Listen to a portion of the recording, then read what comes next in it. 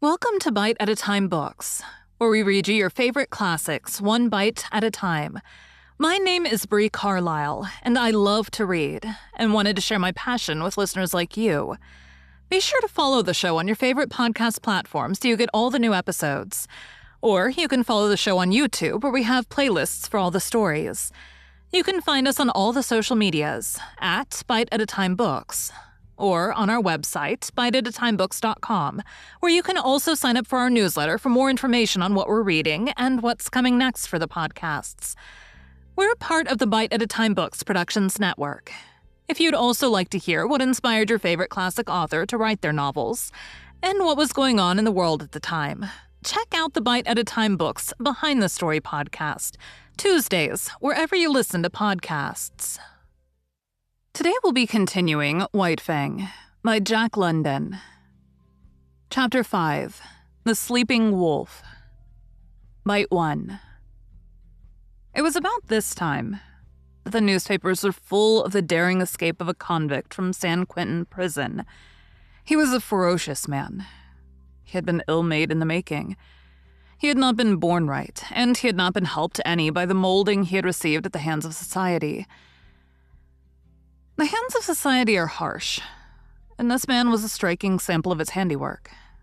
He was a beast, a human beast, it is true, but nevertheless so terrible a beast that he can best be characterized as carnivorous. In San Quentin prison, he had proved incorrigible. Punishment failed to break his spirit. He could die dumb mad and fighting to the last. But he could not live and be beaten. The more fiercely he fought, the more harshly society handled him. And the only effect of harshness was to make him fiercer. Straitjackets, starvation, and beatings and clubbings were the wrong treatment for Jim Hall, but it was the treatment he received. It was the treatment he had received from the time he was a little pulpy boy in a San Francisco slum, soft clay in the hands of society and ready to be formed into something. It was during Jim Hall's third term in prison that he encountered a guard that was almost as great a beast as he. The guard treated him unfairly, lied about him to the warden, lost his credits, persecuted him. The difference between them was that the guard carried a bunch of keys and a revolver. Jim Hall had only his naked hands and his teeth, but he sprang upon the guard one day and used his teeth on the other's throat just like any jungle animal. After this, Jim Hall went to live in the incorrigible cell. He lived there 3 years. The cell was of iron, the floor, the walls, the roof. He never left this cell. He never saw the sky nor the sunshine. Day was a twilight, and night was a black silence. He was in an iron tomb, buried alive. He saw no human face, spoke to no human thing. When his food was shoved into him, he growled like a wild animal. He hated all things. For days and nights, he bellowed his rage at the universe. For weeks and months, he never made a sound. In the black silence, eating his very soul. He was a man and a monstrosity, as fearful a thing of fear as ever gibbered in the visions of a maddened brain. And then, one night, he escaped. The warders said it was impossible, but nevertheless the cell was empty. And half in, half out of it lay the body of a dead guard. 2 other dead guards marked his trail through the prison to the outer walls, and he had killed with his hands to avoid noise. He was armed with the weapons of the slain guards. A live arsenal that fled through the hills, pursued by the organized might of society. A heavy price of gold was upon his head. Avaricious farmers hunted him with shotguns. His blood might pay off a mortgage or send a son to college. Public-spirited citizens took down their rifles and went out after him.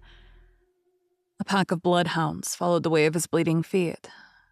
And the sleuth hounds of the law, the paid fighting animals of society, with telephone and telegraph and special train, clung to his trail night and day.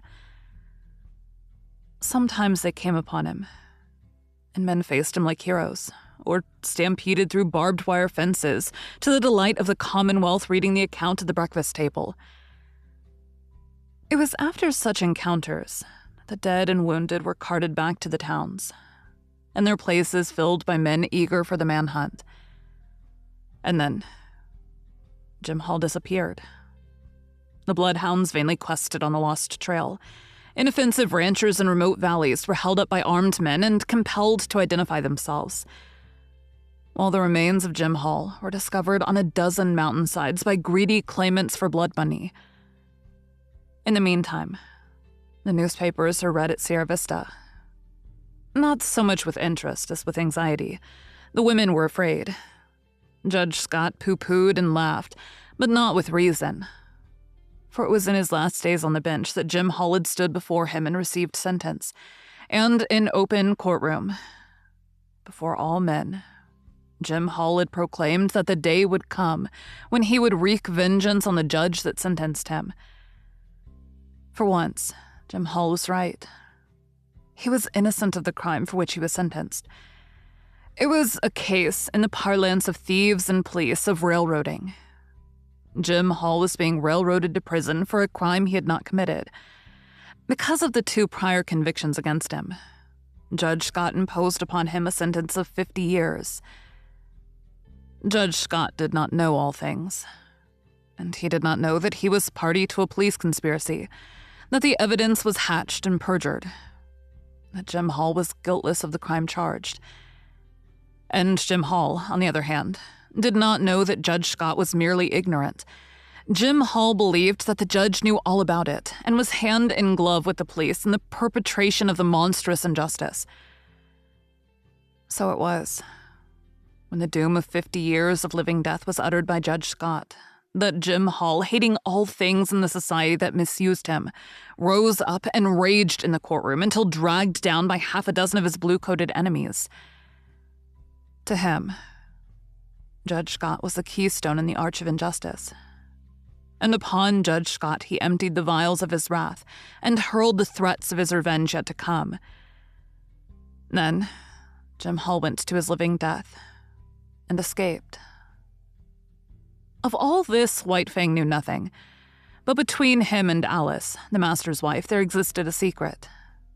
Each night, after Sierra Vista had gone to bed, she rose and let in White Fang to sleep in the big hall.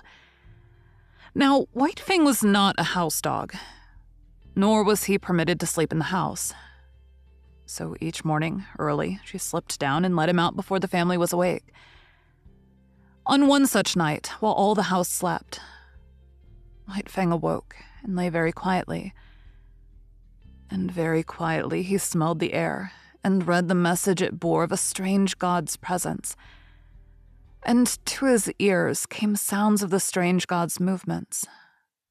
White Fang burst into no furious outcry. It was not his way.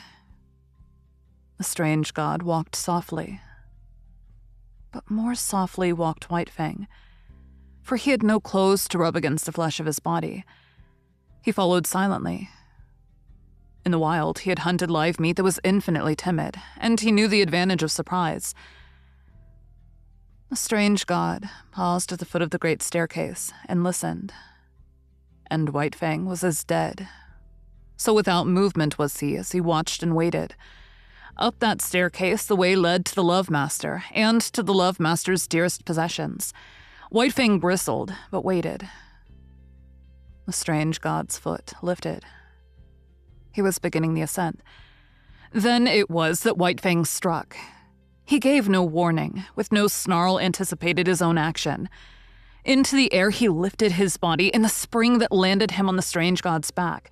White Fang clung with his forepaws to the man's shoulders, at the same time burying his fangs into the back of the man's neck.